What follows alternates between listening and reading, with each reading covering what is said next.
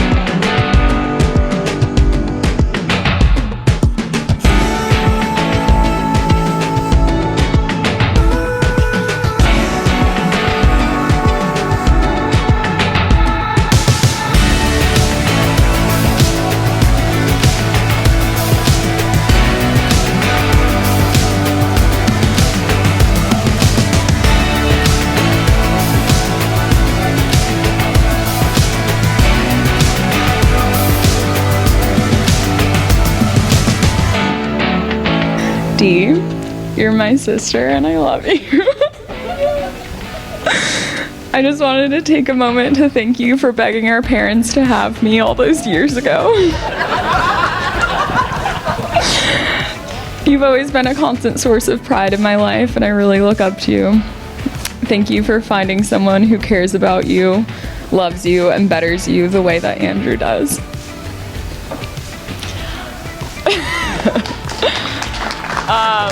I'm not done. All right, hold on. I've always found it really cliche and hard to believe when people stand up here and are like, my in-law is just like the brother or sister I never had. But I really do feel really lucky to call you a brother. I feel like I've gotten a lot of support from you as a brother, as someone does in a brother. Sorry, now I'm not looking and it's going way worse. I'm gonna go back. I'm gonna look at it again.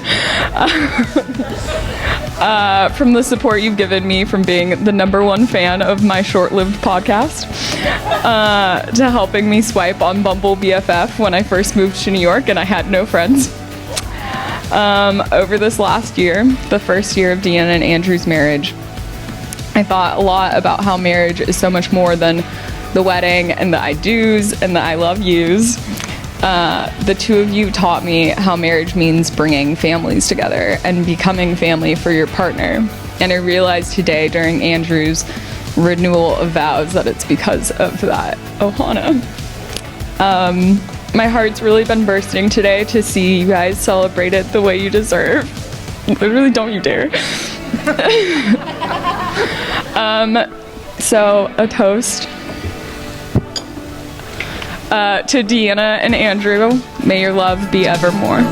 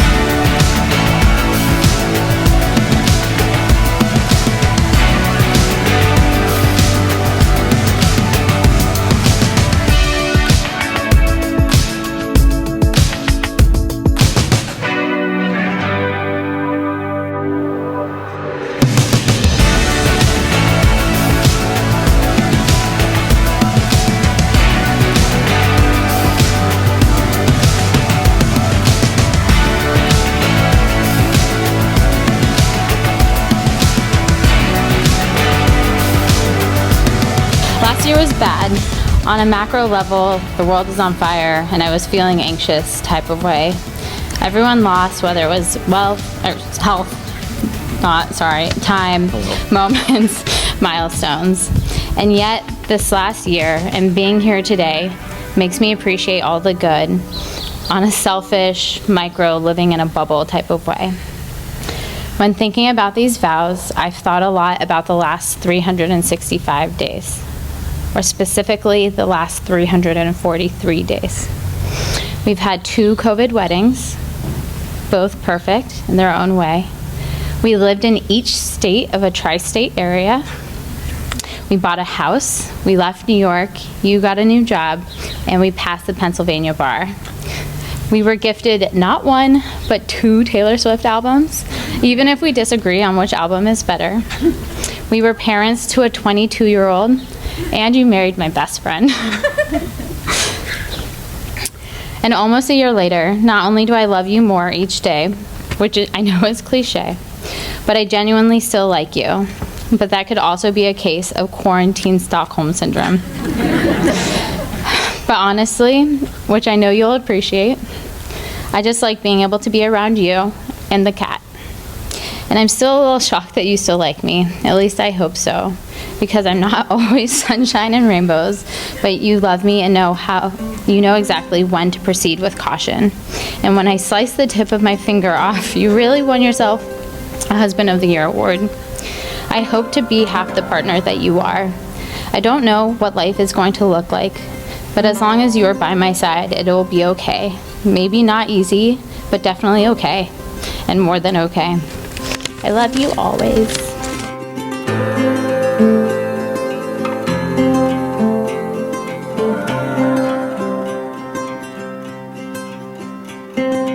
So I'm going to talk a little bit longer.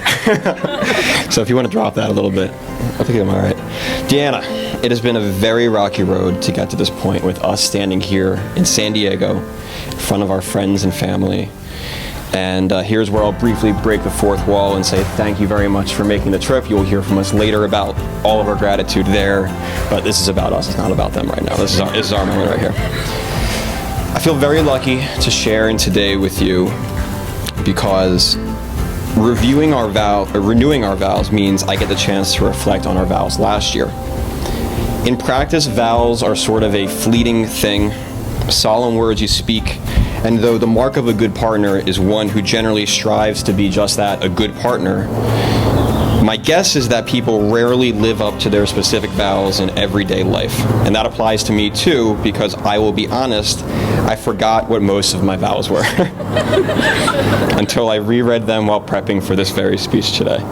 I don't think that makes me any lesser of a husband, but yes, I did forget my vows. That is a fact. So today I want to take the meaning of the ceremony extremely literally, and I want to renew the vows that I told you nearly a year ago today. And my hope is that in doing so, they won't be so fleeting after all, and that I will not forget them. My first vow was to love you for both the good and the bad because they create the full picture of you. When I wrote this vow last year, I really meant those words, including the bad, because our relationship in the past, a big focal point had been how different we are and that differences could lead to conflict, but I really loved everything of you. But looking back on this last year, when we maybe spent 24 hours apart collectively together, most of which was me running errands that you just didn't want to go on, and barely seeing anyone else but you, and a little bit of Brianna, there really wasn't much bad at all. It genuinely has been an exceptional first year of marriage because we have gotten so much time together. Alone, just us. I don't tire of your company at all, and I don't tire of what I'll now call your Deanna-isms and not the bad of you. My second vow was to appreciate you and not take you or our love for granted, and to be your teammate who picks you up when you're down. We've had a lot of reminders this year, as we all have, that we shouldn't take what we have for granted. We certainly in that time have had our share of struggle, stresses, and loss. I vow to continue to be your teammate and to appreciate you, because in all those times when things got down, you've carried yourself with your chin up, and you've helped me keep my chin up and have really improved my outlook on life, and you've been an exceptional teammate, and I hope to be that for you as well. My vow was to appreciate you, but appreciate was really underselling it because I'm in awe of all that you accomplished and your attitude while doing it. You're a real fighter, and again, I am in awe of you. My third vow was to not forget that you are choosing me too, and to strive every day to be the person that you are marrying on your wedding day. I will grade myself hardest on the report card on this one because, again, my shtick here is that I literally forgot my vows and I did not remember that you were choosing me today. As you know, my memory is very weird. I have a borderline encyclopedic knowledge on many things, and then just as many things, if not more, it goes in one ear and out the other, which I know that you cannot stand for the life of you. So I don't want to forget this one again, and I know that it will not be a fleeting promise. Deanna, it is clear that you are worthy of having a partner who is your equal, and I know you said in your vows that you think I'm a great partner. I want to be that great partner, not only today, not only a year ago, but tomorrow, years from now, and every single day in between. I want to be that partner that you very much deserve. And lastly, I vow to be your Ohana. And I won't this one gets me every time. I won't annotate this vow, and instead I will just end this very long speech by simply repeating it. Deanna, I vow to be your Ohana, because Ohana means family, and family means nobody gets left behind or forgotten. We let our love run free, build fences high, and hope we let it fly. We learn until the day we die, so let your love run free. So let your love run free. Let your love run free. I'll fall on you, you fall on me. Let your love run free. Come on, let's raise the sun and make this place a home. The world will say they just begun. So let your love run free. Let your love run free. Let your love run free.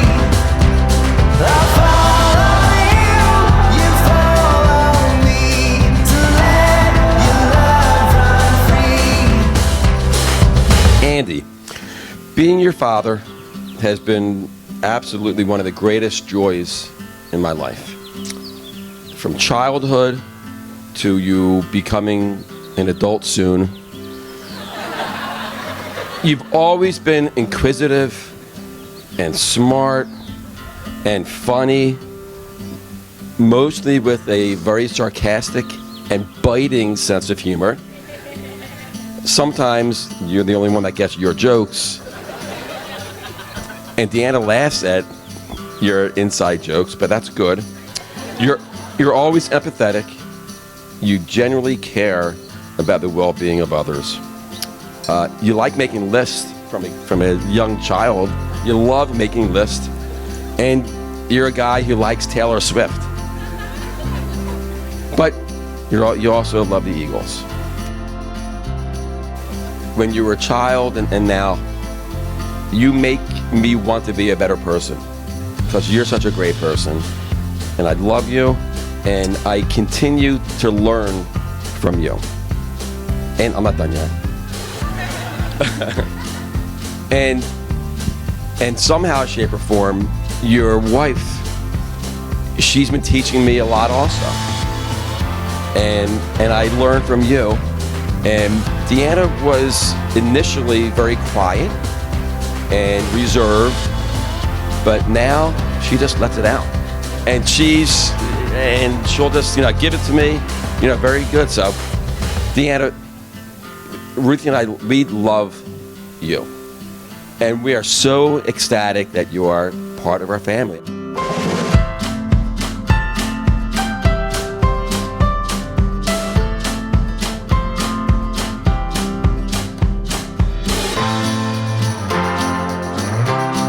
First off, we'd like to thank all of you for coming, whether it's from San Diego or the East Coast.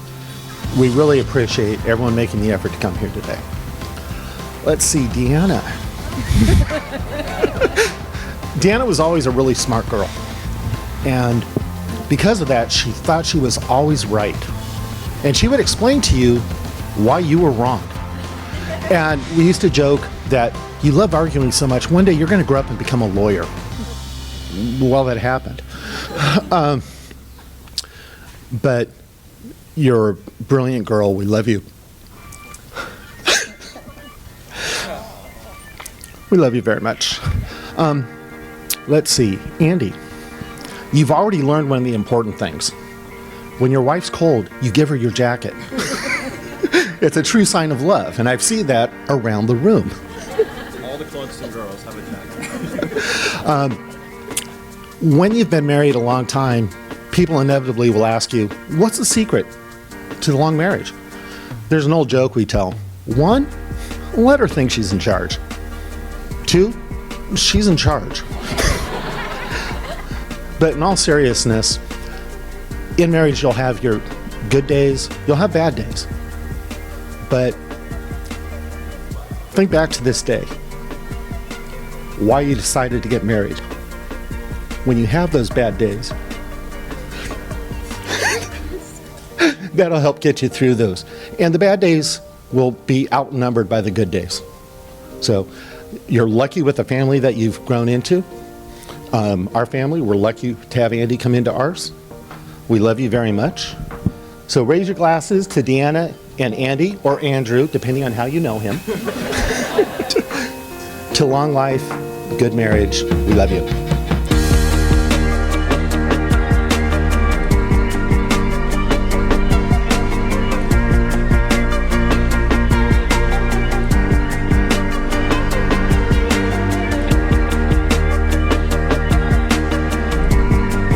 Hey everyone, for those of you who don't know me, I'm Jordan, Andy's brother, and the best man. For those of you who do know me, you might know that tomorrow is actually my birthday. And I did not want that. By no means did I want to take any attention away from them. If anything, I strictly brought it up just to make sure that this remains their weekend because, I mean, at this point I've had 23 birthdays. This is only their second wedding, so I want to make sure the focus remains on them the entire time. And with that in mind, I really wanted to bring it tonight. So, especially because my brother has been saying for years and years that when he speaks at my wedding eventually, he's going to bring up a very random, very meaningless memory that a dumb idea I had for a class project in 6th grade. Because in his weird, convoluted, twisted mind, that's like his version of embarrassing me in front of all my loved ones. So while I was writing something for tonight, and I was, pouring my heart out, writing something very deep and thoughtful and emotional, I decided to scrap all of it. Because the only proper way to welcome Deanna into the Heffler family is by doing something weird and embarrassing. So with that, I would like to use the rest of my allotted time to pay homage to Deanna and Andy's favorite artist, Taylor Swift.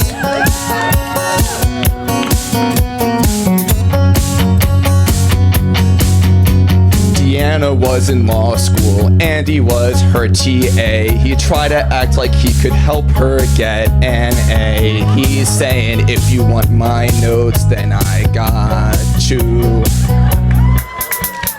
It was at that moment that they watched the sparks fly. Shortly after, they brought Aria into their lives, and we'll never know their story like that cat does.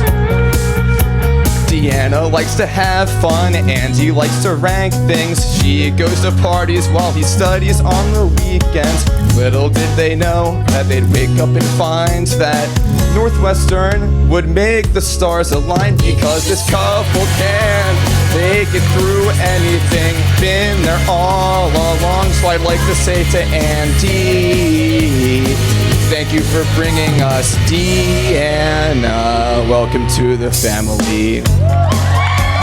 We got more.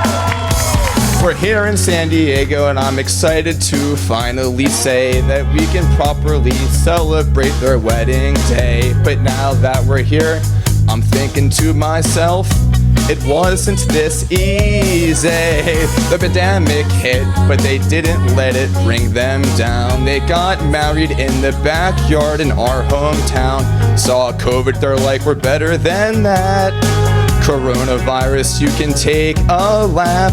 Deanna likes cheese boards, Andy's a picky eater. She watches the CW and he loves the Sixers.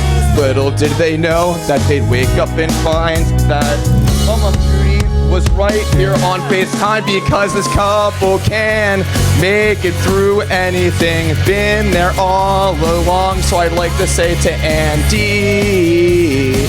thank you for bringing us Deanna. Welcome to the family. That's all I got.